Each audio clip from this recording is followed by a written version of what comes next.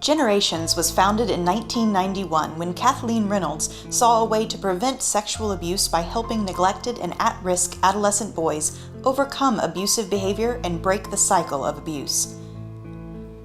Our goal is to create a warm, home-like setting which is a structured, secured, and therapeutic environment where boys ages 10 to 18 can learn to become kids again. Through our CARE program, developed by Cornell University, we help our residents see that they can transform their lives and return to the community as positive, productive, and responsible citizens. A child put on the sex offender registry at age 12 will be on it for life. He can never get off it, no matter what offense he committed to be put on it.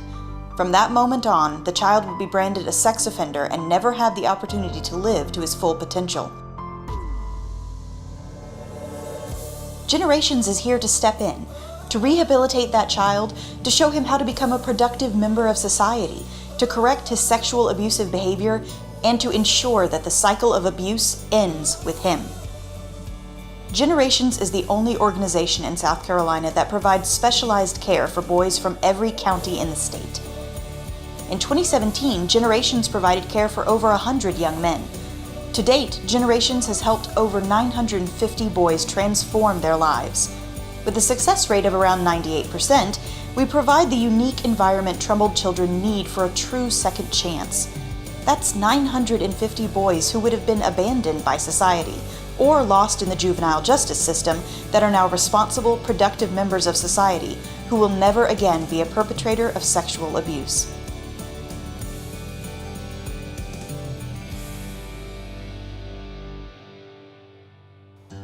There are many ways to be involved with the great work unfolding at Generations. You could become a volunteer or join the volunteer committee. You could visit a resident whose family can't make regular trips to our facility and show them that someone cares. You could be a guest speaker on any number of topics, and you could help plan special events such as holiday and birthday parties. Our boys always appreciate it when people from our community come out and support them and show them that they aren't alone in their struggle.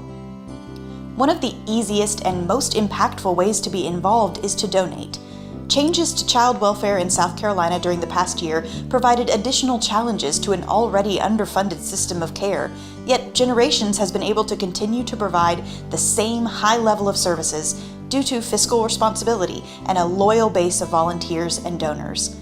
With Generations, the cost per child is about $80,000 less than it costs to keep a child in the prison system, and Generations provides 3 times the staff as well as 26 treatment groups per week. Furthermore, the chance of recidivism for a child in the juvenile justice system can be up to 80%, but with Generations, it is only 2%. However, with program expenses now exceeding $4 million, we need your help. Any contribution, great or small, will be used to help transform the life of a child and reduce the prevalence of sexual abuse in our society.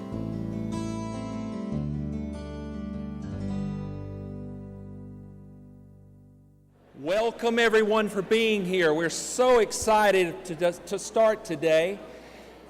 What a wonderful looking crowd. Thank you so much. Everyone who is out in the corridor, out in the hallway, please come on in. We want to get started to make sure we get you in at 12 and out at 1.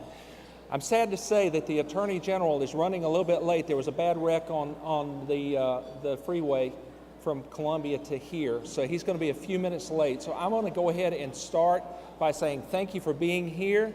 We want you to go ahead and start eating, but let's pray first. So join me in prayer. Lord God, thank you so much for the opportunity to be here. Thank you for each and every person here. Thank you for their willingness to hear more about the Generations, and then also the work and the volunteerism that they give towards Generations. Lord, just bless this time together. Bless this food. We appreciate you and thank you for caring for us and providing for us. In your holy name we pray. Amen.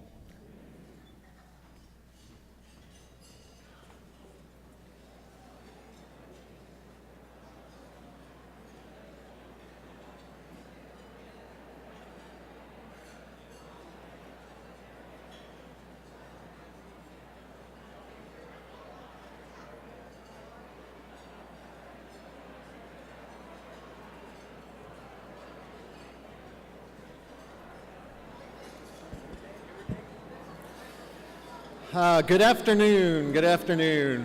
Hello, everybody. My name is Brian Clark. I'm the executive director at Generations, and I just want to welcome everybody here. This is such a fantastic crowd, and just am so appreciative to each and every one of you for taking time out of your day today. I know everybody's very busy, but to take the time to come here to be a part of this event and to join us in the fight against sexual abuse. So Generations has been operating for almost 28 years now. This April will be 28 years, which is really just incredible to believe. And so I want to be able to take a moment to recognize a few people who are playing a huge part in what we're doing. And in doing so, I need to start with one person, because Generations really did begin with one person. I know the video talked a little bit about it, but Kathleen Reynolds, our founder, who witnessed the aftermath of her sister's sexual abuse throughout her lifetime, and how that impacted her and her family. Kathleen felt a pull to do something about that and decided not to just stand by and watch this terrible thing and not contribute. And so she devoted her life to trying to address the problem and stop the cycle of sexual abuse. She recognized that sexual abuse is a cycle that is repeated from generation to generation. So she opened a small group home in '91 with 12 kids that now serves 76 kids and is a leader in the state for dealing with this problem. And so I just want to take a moment to recognize Kathleen, who is here. She's retired, but she has come to see us. We're so thankful for everything we have here today. Kathleen laid the groundwork for that. I also want to recognize our board of directors. Anybody who works in a nonprofit understands how important your board of directors is, and my board of directors is just fantastic. We have such a group of wonderfully dedicated, passionate people who are committed to our mission. Many of you are here today because you were invited by one of our board of directors. So if I can get our board of directors for just one moment to stand up so we can recognize you as well.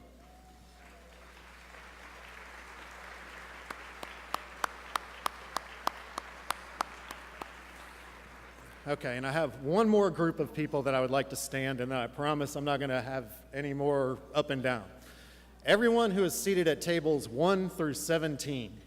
I'm sorry to make you stop eating for a second, but everybody at tables 1 through 17, if you can just stand up for one moment.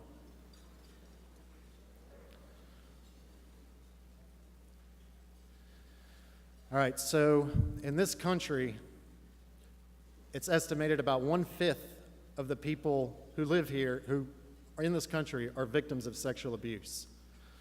This is 1/5 of this room. And this is, from my standpoint, this is heartbreaking. And I thank y'all. Y'all can sit down. This is a huge problem. For that many people in this room to be standing should do something to each one of us. I want you to think about if we all woke up tomorrow morning and all of a sudden there was an epidemic, an illness that swept across this country, and 1/5 of the people in this country were impacted by it. 1/5 of the people woke up with a debilitating illness that they cannot get rid of and that stays with them for life. If that happened, we all know what the news channels would look like. It would be all we talked about. When you got to work, it's all people would be talking about. People would be pouring resources and time and money into trying to figure out what this problem is and fix it. Everybody would be outraged that we have 1/5 of our population suffering, and everyone would want to be doing something about it. Sexual abuse is an epidemic, and I would argue that we're not putting the time and we're not putting the conversation into it that we would in my previous example.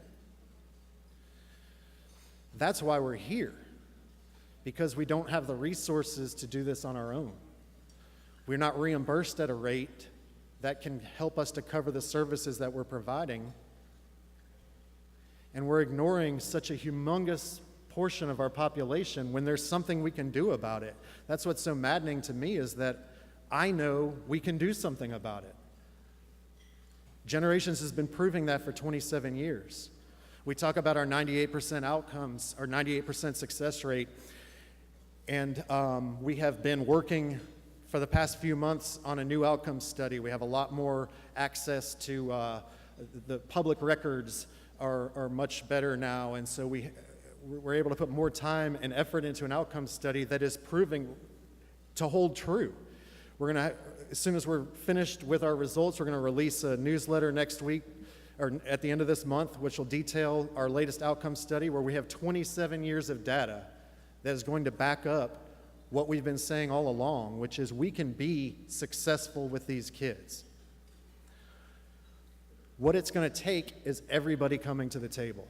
If you had told me 20 years ago that we would have the Attorney General, a state solicitor, and others participating in one of our luncheons, I never would have believed you, because 20 years ago, the attitudes towards dealing with this problem were very different.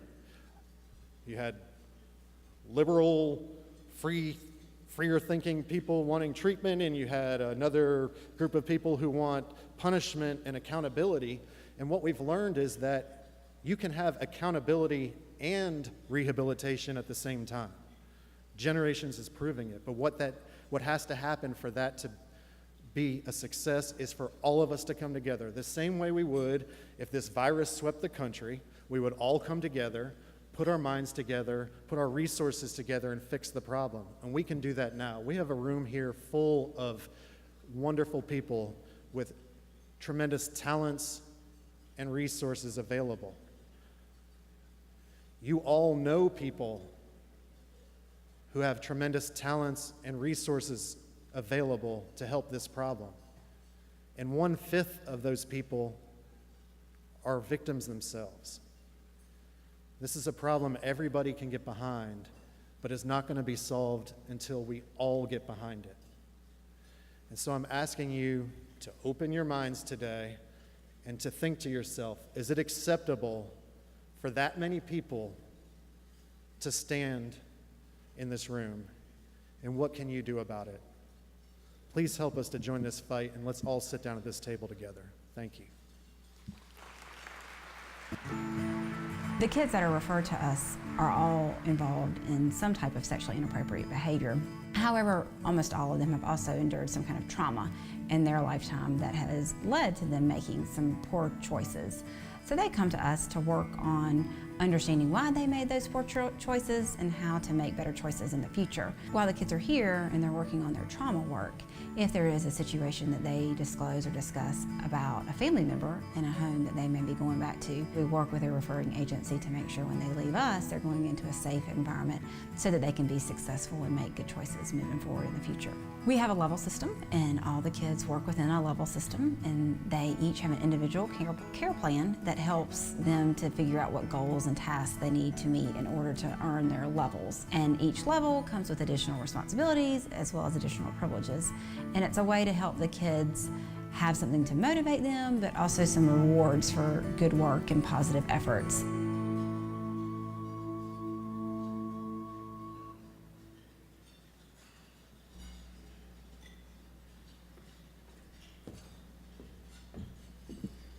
Good afternoon. My name is Walt Wilkins, and I am the 13th Circuit Solicitor. So what that means is I am the District Attorney for Greenville and Pickens counties, and it is my pleasure to be here to talk with you a little bit about generations and a little bit about as well as the criminal justice system that is related to this. I want to give you a little bit of background on why generations is so important to me, to our communities, and to the criminal justice system and to our state. Currently, right now, pending in Greenville and Pickens counties, files in my office, there are about 150 individuals charged with some sort of criminal sexual crime against children. That's currently pending right now. I have 9 lawyers that are specifically dedicated just to prosecute those types of cases. I tell you that just to give you a little background on the amount of cases that we are seeing come through our system. And what Generations has done in the criminal justice system decades ago was look specifically at the type of crime that you did, the facts surrounding that, and then imposed an incarcerated sentence based on that. But I will tell you, Generations 27 years ago was way ahead of its time. And we're now slowly catching up to that mentality that when it deals with children who engage in an unlawful activity, but the reason behind that is that they were a victim themselves. They were in that position, they were in that horrific position of being a victim of one of the most horrific crimes that we prosecute, the most difficult crimes that we prosecute, when children are the victim of sexual misconduct. And so what Generations did is it looked at that, it looked at our most precious resource, our children, who were then victims, and then repeating that cycle along, because that's what they were taught, that's what they learned. And they created a model to help cure and rehabilitate that individual. You know, I was a victim myself. I was a victim of a plane crash, something totally different. But I felt the effects of being in a plane crash. I felt the effects of what that means. I felt the emotions of survivor's remorse, of why did I survive and others different? And what Generations has done is taken those children and has taken their pain and their suffering that they have continued to cycle in and has taken them out of the criminal justice system and rehabilitating them as opposed to turning their back on them. And this is a model now that we're now understanding in the criminal justice system, that we can't just continue to incarcerate people or take specific crimes. We have to learn how to rehabilitate. We have to learn how to educate as well, because the numbers are just getting too much for us. I have 50 lawyers in my office that all they do is prosecute cases. I wish I had 5, because that would mean that I had a lot less work to do. And I promise you, we work every day not only prosecuting cases, but also trying to get less work. I'm the only business in town that wants less work, I promise you. But this model where we take our most precious resource, our children, and we bring them in and we send them back out with the tools and the ability to be successful in life after they've been a victim of something and engaged in unlawful behavior, is now the standard that we need to be living up to. It's now the standard that we are using in our criminal justice system. We're even applying it to other types of crimes as well. Because we are much better off as a society and a community knowing that we are making somebody productive in our society as opposed to just sending them away forever. So I want to let you know, I want to leave you with Generations is something that is so far beyond it's the mentality of what we've been used to. And it's something that we're going to continue to use as that model, but it's so important to this community. It is so important for the continued success of our communities, and it's important to me as your prosecutor for Greenville and Pickens counties because we utilize it in so many different areas. So today, when you're thinking of supporting a charity, think about Generations. Think about it as something that you want to get behind, because it was previously stated, it is so important that we all get behind something like this. And we need to continue the conversation about sexual abuse, because that is what has helped solving the problem. It is not something that we whisper in the back rooms anymore. It is now part of the conversation. And it is making a big difference. So know that we are continuing to support Generations. It is a huge asset to this community. Thank you for your support out there for this wonderful organization. And anything that I can ever do, of course, I'm there to support it. Thank y'all.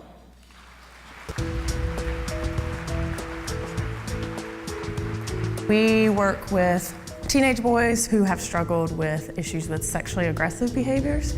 Our boys tend to have a greater need due to other psychological and psychiatric issues, specifically trauma, and because of that, have maybe not developed the skills that they need to be successful in life and to make good choices. And so they come here for usually about 6 months to a year and are able to then transition back into the community with their families more successfully. Our boys here also have a relationship with a psychiatrist. We have a full-time nurse, and they get a bit more in-depth therapy to include individual, group, and our families are very involved. We also work directly with those agencies that referred the residents here to make sure the residents are going to get the proper services that they need once they do return back to the community.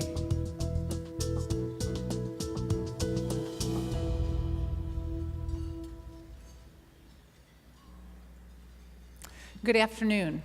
I just want to start out by thanking you all for coming today, citizens, business leaders. I am Pamela Evett, and I'm your Lieutenant Governor. It's very important to me to be here today to support great causes like this. And it's always been important because before I was your Lieutenant Governor, I was a business owner here in Greenville and was proud to stand with great programs like this. You know, I want to read you some statistics today that my office pulled up. In 2018, DSS found 421 reported cases of sexual abuse in this state. I don't know about you, but that's appalling and unacceptable to us. And over the past 27 years, a great statistic for you to take away is that over 1,200 boys have come through this program. And of those, 98% have been successfully rehabilitated or broken the cycle of recidivism. So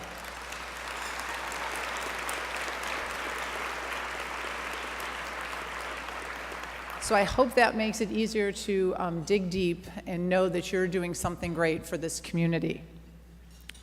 I want to thank our Attorney General, Alan Wilson, and our Solicitor, Walt Wilkins, for helping, for having a compassionate heart as they do their job, because that's what we need. So thank you. I think we should give them both a round of applause. They do great work in our state and in our community. And I want to let Generations and all of you here know that you have the full support of the governor's office. We know that our children are our biggest gift from God and our greatest resource in this state. And so anything that we can do to help you, Generations know that our door is always open, and we're proud to stand with you. Thank you all, and thank you for supporting this great organization.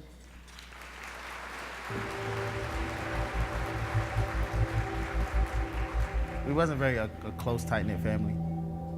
I really only got along with my grandma, my mom a little bit, and my little sister. Me and my pops, we never got along. We used to fight all the time. We argued every single day. I got kicked out of high school the first week. They sent me to alternative school. I had no friends because I was bullied as a kid. Wasn't great at sports, wasn't great at anything. The place I was before I came here, everybody was trying to get here. When you think of Generations, it's hard because you naturally don't want to be here, you want to be with your family. But you kind of have to be here because you did something wrong. And this is like the last step. So if you complete this, you go home. I'm thinking, hey, this is just another place. And they end up putting me somewhere else. This is just another place, they'll put me somewhere else. And that's what I'm thinking. Everybody's always saying, hey, you'll go home after this, but I've been told that plenty of times, so. Generations was a lot more open compared to other places. Generations, it gave you more opportunity to grow, definitely as a man, and learn from your mistakes. When they first bring you in, they take all your shackles and stuff off. And when I came in, I went and sat down, and that was about it until somebody came and talked with me and all of that. So everybody seems so nice, which is different compared to all other places I was. So it completely caught me off guard, I'll be honest with you. Chris Leach, he's one of the staff members who works here. He used to do maintenance, and he would allow me to do maintenance with him. I asked him, could I have this necklace? It was a cross necklace. And he told me no. But instead of me just accepting the no, I stole it. And yeah. So he finds out maybe later that day, and he's mad. Like, he's not because I stole a necklace, but because I also lied about it. He was like, if you stole it, then you would have told the truth about it. We could have talked about it, and he would have understood a little bit more. But instead of him, being I guess what you would consider a normal everyday person, and just holding a grudge and being mad about it, he actually sat down and accepted my apology, and he actually gave me a second chance. And now, being around him every day, I actually studied him, learned him how he operated with people, talked with people. Everybody always loves him. Like, everybody always wants to go to him for advice, talk to him about everything. So studying him every day really helped me want to change my ways and become a better man. Because when I looked at Unc, I looked at him as one of my biggest role models. He really helped molded me into the person I am outside of Generations today. Coming back was one of the hardest things for me ever because I felt like, dang, like I finally stopped being immature and did everything right just to have to come back and do it all over again. But little did I know, if I didn't come back, I wouldn't have been blessed with my parents that I have today. Being adopted by them was probably the biggest blessing I've ever had. They're lucky to have me, but I'm also lucky to have them. I remember thinking, hey, I would never get out this place. I'm gonna be here forever. I would literally sit down and think that. And because I made it through that, something that I thought I could never get through, I know now that I can make it through this. I know school's hard, working all these jobs, never getting any sleep. I was up late at night. It's hard, but I know it's worth it. And I know at the end of the day, it's all gonna work out for my greater good. If I never got through Generations, I never would be able to go through this journey now in my life. My social life now, I feel like because of Generations, is 10 times better. Because before I came to Generations, I couldn't make friends. Now, I'm friends with everybody. Like, everybody loves talking with me. I never understand why I sit around and be sad or unhappy all the time. Like, find something you like and be happy with it. Find people you like and be happy around them. No, you're not always gonna agree, but I mean, it's life. Now, I'm still single, but I think that's by choice. You know, everybody wants me, but I'm the person can have me.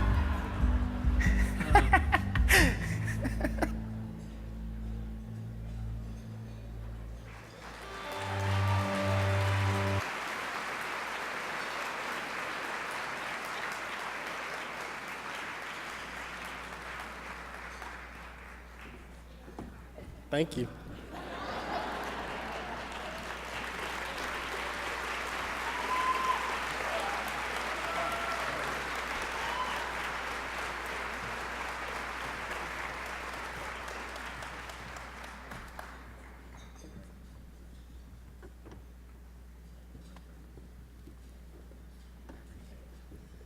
Did y'all enjoy the video? That's good. That's good. First of all, I just want to tell you all thank you for being here. It's an honor. You just don't understand how impactful y'all are on everybody's lives, not just up here, but in your own hearts and your own families. Because if you look at it as you're impacting these guys' lives, you're also helping yourself and your heart every day. Coming from where I came from, Thanksgiving, we never had it. Christmas was never a big thing. So when you came out to visit and be with us, you just don't understand how much it meant to actually feel like you're part of something great. You're part of a family. Somebody, you actually mean something to somebody. So just thank you. But please don't take my word for it. Please don't take my word for it. I'm sorry. Take it from one of these guys from up here. Anybody has anything to say? I'd like to, Daquan. All right, go ahead, man. Hello, my name is Sterling, and I've been in Generations for 4.5 months. I'm a level 2. And right now, I'd like to tell all of you about my story of Christmas at Generations. Growing up, I came from a poor family where we all struggled to take care of each other. And from the time I was 8 until the time I was 13, I didn't get anything for Christmas because of the amount of kids I lived with and the lack of money. This isn't something I'm bragging about. This is true. But thanks to the many volunteers this year who came together, not only did I, but every resident at Generations had a very wonderful Christmas. The volunteers provided us with gifts to open, a meal to eat, and fellowship with one another.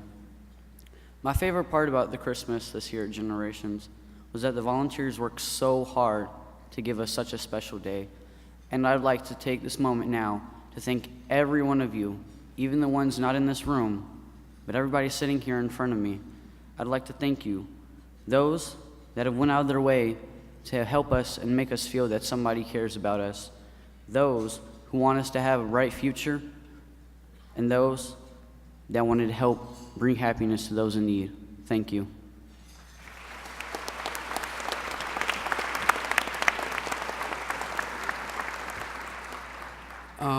My name is Afire. I've been at Generations for 6.5 months, and I'm currently at level 2. I just really want to thank Generations for giving me this second chance because I know not many people have been given the opportunity to come to this program. But I also want to say thank you to this place because it has given me the time and chance to work on my actions. And if not for this place, who knows where I'd be.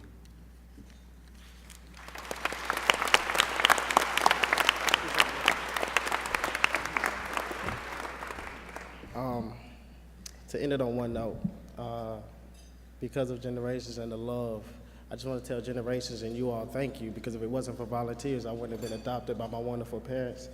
So thank you.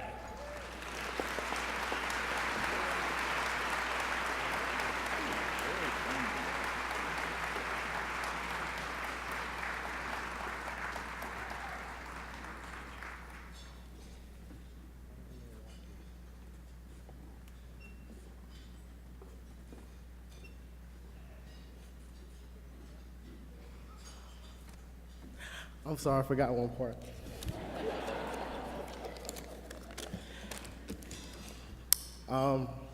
So next we have our keynote speaker, but it is truly an honor for me to be able to introduce her, the 2013 Miss America, Mallory Hagan. I'm sorry.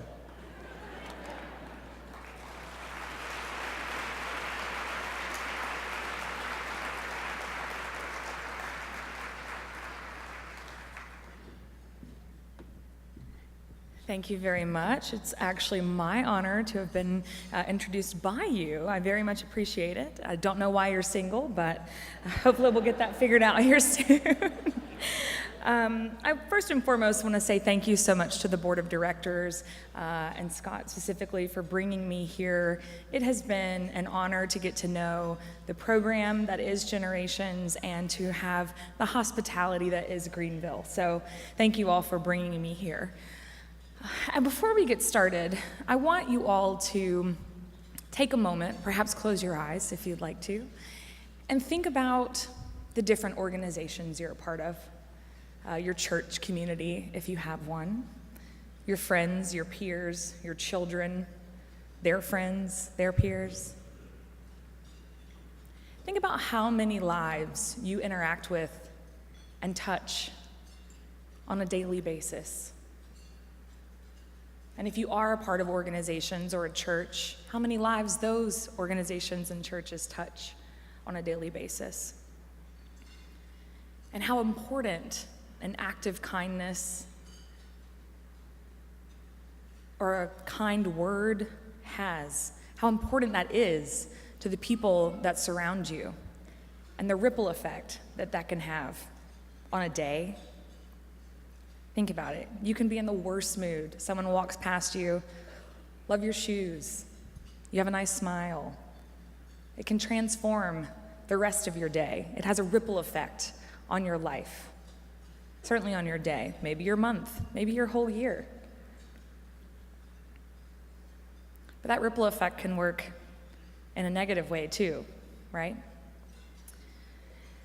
When I was about 4 years old, my mom and I were in the car. We were on our way down to the beach. And the plan was to leave me with some family members for the weekend. And I remember very distinctly my mom talking to me in the car about safe touch, good touch, bad touch. Don't let anyone touch you where your bathing suit belongs, right? And then I will never forget, we got out of the car. She got down on her knees, she looked at me square in my eyes, and she said, when you go in that bedroom at night, you lock the door, and you don't come out until the sun is up. Now at 4, I didn't really know what she was trying to say. She just was trying to protect me. So she left me there for about 3 hours. And then her story goes, she was halfway home and turned around and came back and got me because she was leaving me with her perpetrator. Now, My mom was also 21 years old at that moment. And as many people who are involved in the cycle of abuse know, often people who are abused spend a lot of time protecting their abuser, really trying hard to gain their trust, trying extra hard to make sure that the rest of the world doesn't know who they are, right? But she came and got me, and I remember that was the first time we started having conversations about what happened to her in her childhood. Now, as it's been mentioned, we've heard some statistics, but the reality is about 90% of perpetrators are someone that child knows. And in those cases, about 23% of them, their perpetrator is under the age of 18. And that's why the work that we're doing here today and beyond with Generations is so important. My mom's abuse started when she was 8 years old, and it continued for many years beyond that. And I wish I could say that she's the only woman in my family who's experienced abuse. But the truth is that her little sister was also a victim, as was her brother, as were many of our cousins. Just about every single solitary woman in my family has been a victim of child sexual abuse, or in our adulthood, also sexual assault. This is something that has blanketed our family. But if you looked at my mom, my grandmother, my grandfather, my aunt, especially when they were younger, they had the big fancy house, nice cars, took vacations, very involved in the community. No one would have ever guessed the terror that was happening to them when they went to sleep at night. And so I think it's really important to remember that child sexual abuse is not for that neighborhood or that family or that socioeconomic status. There are probably people sitting in this very room right now who are victims and survivors who have never said it out loud. And I think that it's really important for us to really soak that in. This has no socioeconomic status. It has no boundaries. And while I think that the abuse is horrendous, and it certainly has been in our family, what can often be worse is that ripple effect. If you think about the fact that we have so many people in our society who are walking around with the burden of abuse, the burden of having been victimized, and how that translates to adulthood.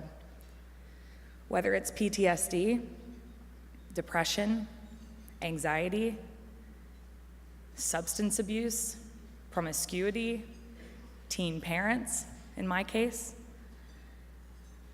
For those of you who have never experienced the pain of abuse, it must be really difficult to understand how confusing it can be as well.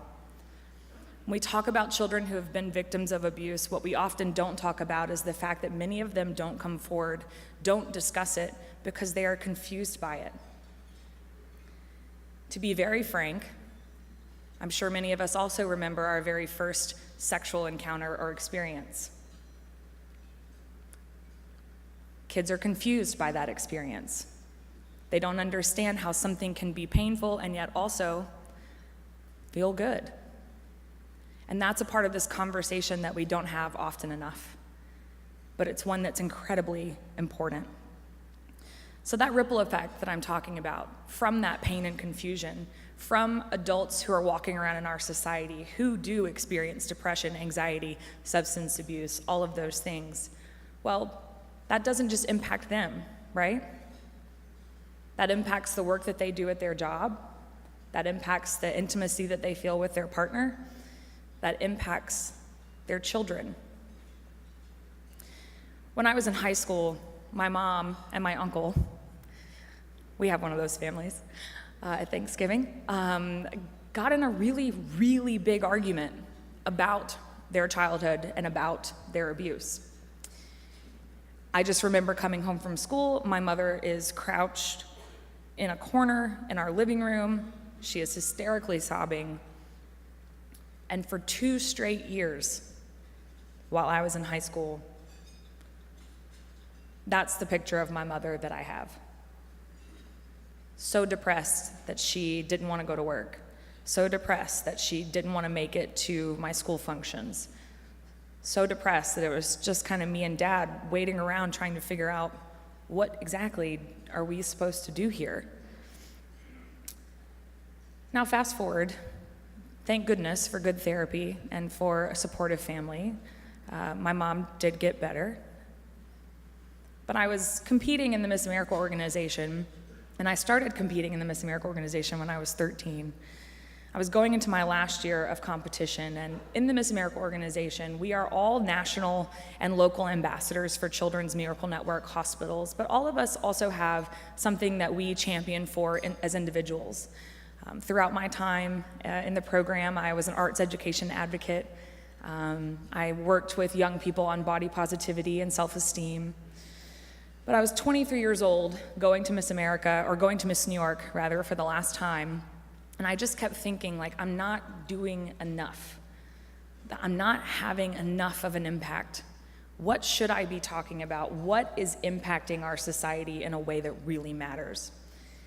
And I just remember my mom and I having a really frank conversation about her life and my aunt's life and my uncle's life and the abuse that just continues to manifest and the cycle that continued to happen in our family. And I always felt very lucky that that cycle stopped with me. As I mentioned, my parents were teen parents. They were 18 when I was born. And they were very adamant that this was not going to happen in our household. And so neither of my parents drink. My parents rarely ever left me with anyone that wasn't them or a female family member, as I mentioned. And I just remember in that moment at 23 years old thinking, wow, this did not happen to me. Prevention is possible with the right education, the right tools, talking to your kids. This is possible. So my mom and I discussed what became my new platform, which was called Stop It Now, Child Sexual Abuse. Prevention is possible. Stop It Now, great organization. Prevent Child Abuse America, wonderful organization. And I feel very blessed that I was able to carry on and win the job of Miss America and travel the country speaking about child sexual abuse prevention. I would say that that ripple effect of negativity channeled motivation to do something about what we see in our society. So as Miss America, I have worked with Prevent Child Abuse America, launching national campaigns. I've worked with Stop It Now. I currently sit on the junior board of Safe Horizon, which is a national organization focused on domestic violence and child abuse. And I've lobbied Capitol Hill. I worked with the International Center for Missing and Exploited Children and the National Children's Alliance. Sorry, that was leaving my brain right then. And we restored funding in our 2014 budget for child advocacy centers. So I'm no stranger to that concept, child advocacy centers, working to fund these educational programs and these programs that help people once they've been victims. But being here with Generations is the first time since I took on this role as Miss America in 6 years that I've ever worked with an organization that's focused on the other side. And to me, that was a bit of a pill to swallow, knowing that the perpetrators that have existed in my family have been people that were also under the age of 18. But in my time as Miss America, I remember sitting with the International Center for Missing and Exploited Children, and we were talking about the international scope of child abuse and how the internet works in ways that many of us would never imagine to harm children across the world. And I was learning about all of these things, and it dawned on me that that perhaps I didn't escape the cycle. And I remember sitting there in that room realizing that I too had been a victim of sexual abuse. It's just not the way in which we think about it usually. Peer-to-peer abuse. So it got me thinking, gosh, this problem is so much bigger than even I thought it was as a national spokesperson on the topic, and we have a tremendous amount of work to do. And so I committed right then and there to continue this conversation, to keep talking to people about what this looks like and about how these things impact our society for generations to come. So I know that's where this comes from, making sure that the next generation and every single young man's family that is a part of generations doesn't experience the trauma and the pain and the confusion of what they have, and instead they're able to channel that into positive ripple effects instead of negative. And so yesterday I had a chance to go and tour the campus, and I had a chance to be walked around by Amy and meet Casey and talk about the programs that they offer and the ways in which they work with these young men to give them a second chance. Because when you think about adolescence and the many things that all of us did wrong, probably most of us just weren't caught, right? And so I started thinking about, wow, over 1,200 young men that have been served through generations since the early 90s. Those 1,200 young men could still be in society, could still be perpetrators of some sort of sexual violence, or they could be perpetrators of physical violence. They could be in our prison system. I mean, there are all of these negative effects, negative ripple effects that they could have on our society, and instead, now, we have a 98% chance of those 1,200 young men, 1,200 plus young men, having a positive ripple effect on the world around them. Getting involved in their community, seeing how someone made a difference in their life, and getting involved in an organization like Generations or something similar where they live, so that they can have the same impact on another young man or impart the wisdom that they've learned from this program to someone else. And to me, if you think about the 800 people that are sitting in this room, if you think about just $1, which you better give more than $1, but if you think about just the $1 that you could give, how $800 could have a ripple effect in some young man's life, his neighborhood, his community, his state, his country, how that could literally, not to sound like world peace, Miss America, but it could change our world. I feel very blessed that by the time I realized that I was a victim of child sexual abuse, that I had the tools and I had the knowledge to take care of the things that I identified that were problems based on that abuse. I realized that I had patterns in my own life, and when I realized that I was a victim, I knew how to correct those patterns. I feel lucky that I had a support system. I already had a therapist. There are all these things that were already in place to make sure that I continued into an adulthood that was one that was productive, not only for me, but for my society and my neighbors. Me realizing that positive ripple effect of my involvement with the Miss America organization and the ways in which I can impact people has continued to impact people. And I know that every single young man in this room who's a graduate of Generations or who's on their way is going to do just that for their community as well. And so I implore all of you who are here today to understand the impact that you can have on lives that you'll never know by supporting this wonderful organization and the great work that they're doing for the young people that are involved. And as a victim, a survivor, someone who's known this in my family for my entire life, I personally thank each and every one of you for being here and for, most importantly, facing a topic that most people are not okay to talk about and afraid to discuss. So thank you so much for having me. Thank you for allowing me to share my story, and thank you for supporting Generations.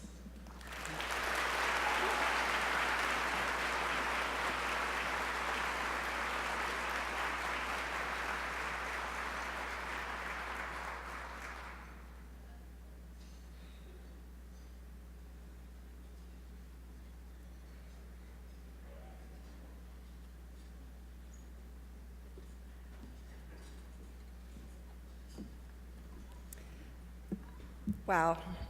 Thank you, Mallory. That was a beautiful and heartwarming story. I think about the first time I heard the story of Generations. Like you, I'd been invited to lunch. I took my lunch break from work, joined friends, sat at the table. But before I sat down, I was impacted greatly walking through these doors, because who I greeted when I walked through the doors was a real soul, a young man who looked me in the eye, shook my hand, thanked me for being here. The story I heard when I sat down was a story of tragedy, of fear, of shame, but then one of forgiveness, compassion, redemption. It moved me to a call to action. My grandmother always told me that those who've been given much should also give back. So I ask you now to open your minds, open your hearts, and open your wallets for these boys. Thank you.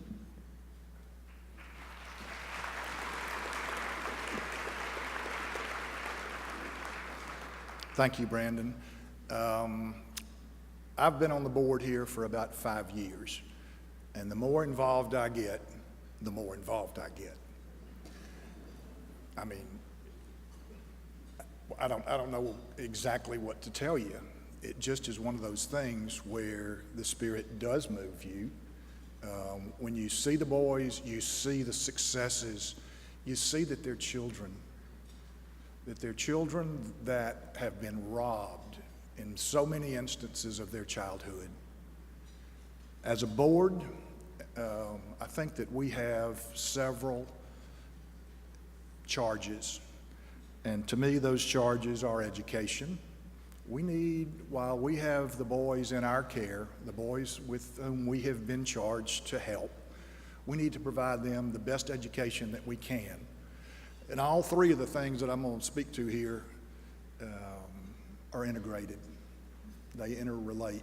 So education is the first. The second thing, by virtue of the trauma that they have experienced, where they're from, we need to provide them with opportunities and experiences, opportunities that they've never had, experiences to help expand their horizons and to give them hope. And last but not least, the one thing that I think we all can do, and I think we need to focus on, is to establish some degree of normalcy in their lives. So by educating them, we can expand the opportunities that are available to them and the experiences that we can provide, with bringing them to a world that they will consider normal, the kind of world that you and I live in every day. You know,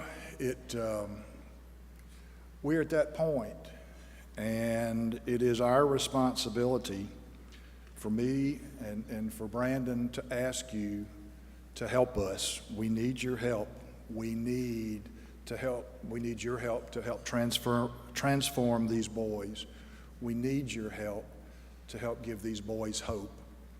So I'm gonna make my plea to you as one of you. I'm an old Michelin retiree standing up here that's been around for 5+ years as a volunteer, and now is chair of one of the boards. Help us. Please help us. Dig as deep as you can. And I'm going to use Mallory's $1. If you're going to write us a check, if you're going to make a pledge, add $1 to it. I mean, that would be $800 more that we would raise today. There are envelopes under your plate. Of course, you may have already discovered that, but there are envelopes under your plate that I would ask you to look at. I think it's fairly self-explanatory. There's a pen. You can never use the excuse that I didn't have anything to write with, because we've also provided you with a pen. I would ask that you look at that envelope and search your heart based on what you have seen and heard today and fill out that envelope and give it to your table leader, or you can text to that number and not have to worry about writing a check later. I hope we've made it easy for you. I hope this has been a day that you have learned something. Another way that you can help, in addition to financially, get involved. You heard the boys talk about volunteers and how much it means to them to have somebody come out at Christmas time. You don't have to wait for a holiday. Any weekend, anytime, contact us. They love volunteers. Come out and play a game with them. Do a star party on Friday night. Sit and listen to the boys as they talk. They have stories to tell. And you can add to their lives and enrich their lives by getting involved. So let me just say, on behalf of myself and Brandon and our two boards of directors, we truly appreciate your being here today. We hope that it has been a good experience for you, and we wish you a great afternoon.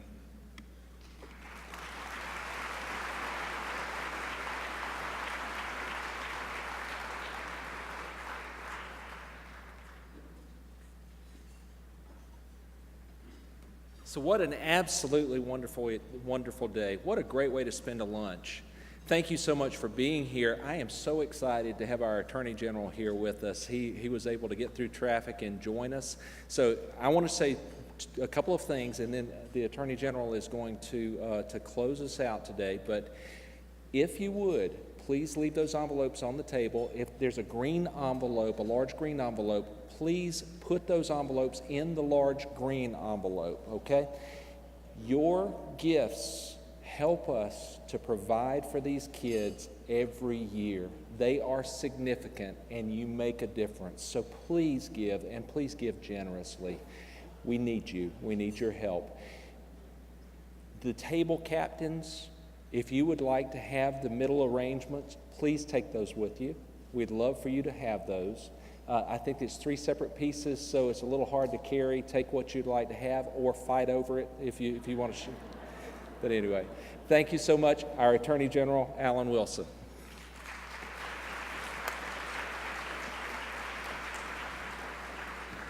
I was supposed to bring you a welcome, and traffic on I-26 had other plans for me.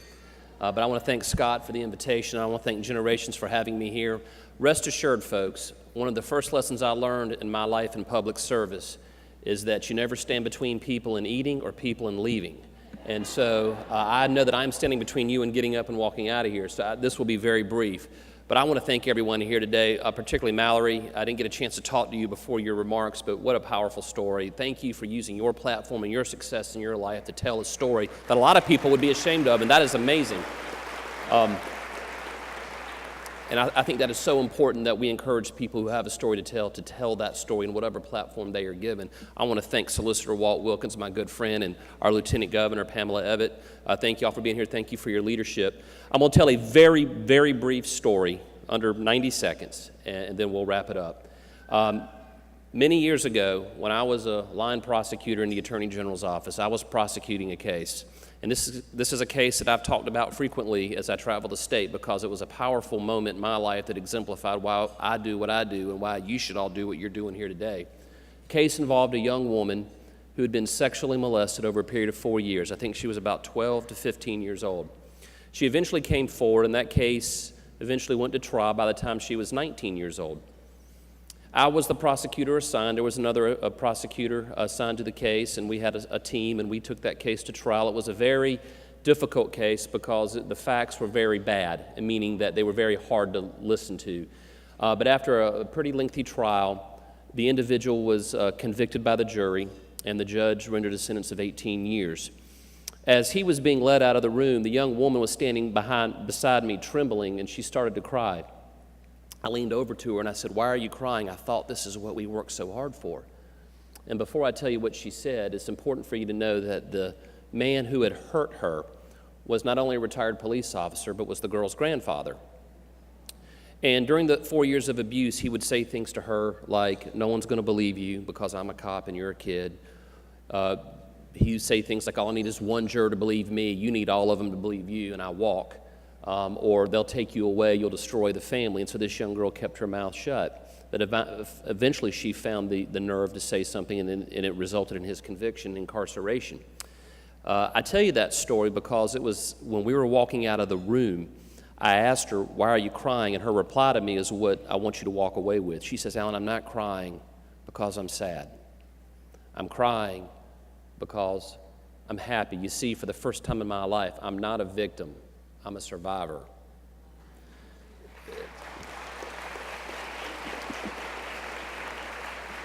I heard Mallory refer to victim and survivor before, and I think it's important that we distinguish the two because a lot of people who have bad things happen to them find themselves in a cycle, and that victimhood could manifest, not necessarily, but could manifest itself in many ways that society will have to bear the cost of at some point, and that those families and that individual will have to bear the cost of. And so groups like Generations, whether you're trying to help someone find their voice, giving a voice to the voiceless or empowering the powerless. That's what we should all be doing, and that's what I've committed myself to do in my life. That's what many of you are here today, is to help people find their voice and find empowerment. And that's what Generations does for people, is that it helps them change the course of their life to be something very different.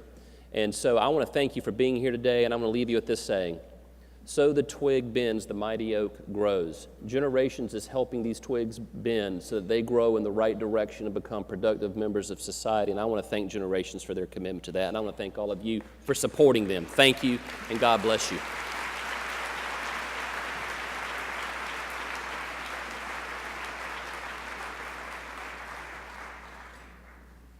Again, thank you so much for being here. We're true to our word, and we're 2 minutes early. So thank you so much. Have a great time today, going back to work or not going back to work. And remember, we'll be doing it again next year. You're pre-invited. Thank you so much.